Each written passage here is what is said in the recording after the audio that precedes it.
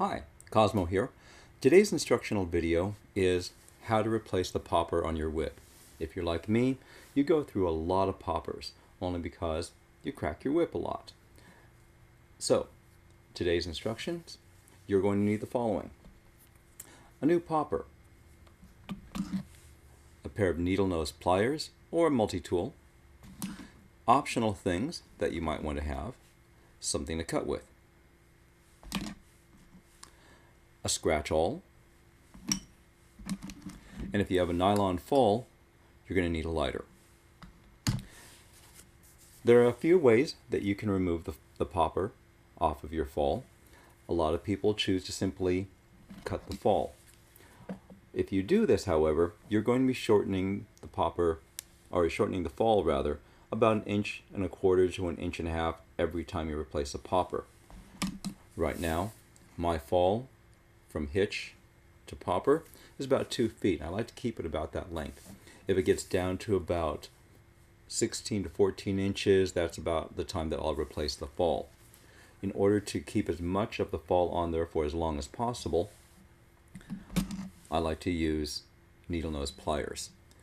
What I'll do is just above the knot for where the popper is, I'll grab hold of the fall and try to work it through.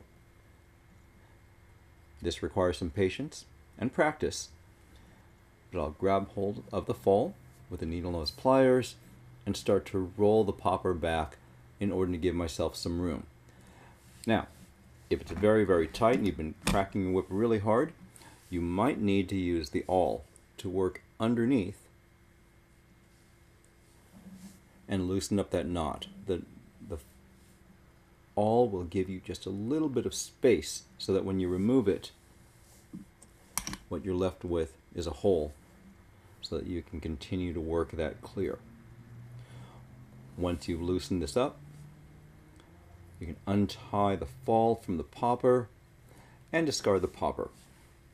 Again, the alternate being if you simply cut the fall just below the popper.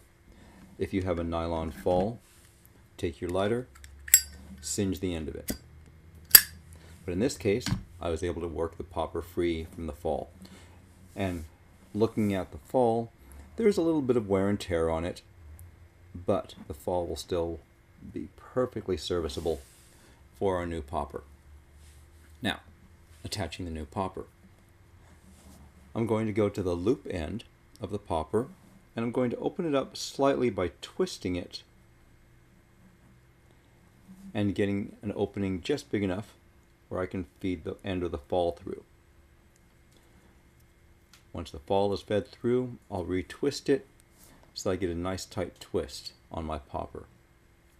From here, I'm going to be doing something that, if you know your knots, you'll understand that this is referred to as a sheet bend. For the sheet bend,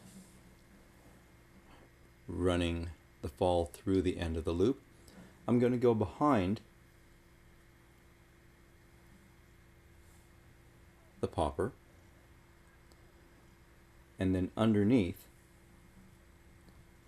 or through the space between the fall and the popper. And I'll make this really loose right now so you can sort of see how it looks. So as you can see, the fall goes up through the loop, around the back of the popper, and then back through. And once I have this, I'll pull the fall so that there's about 1 inch of tail off the end.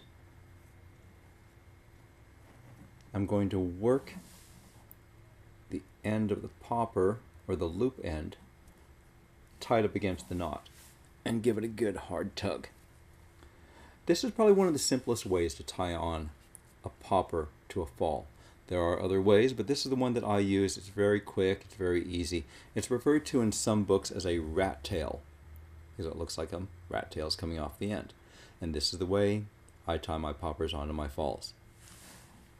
Enjoy, and good cracking.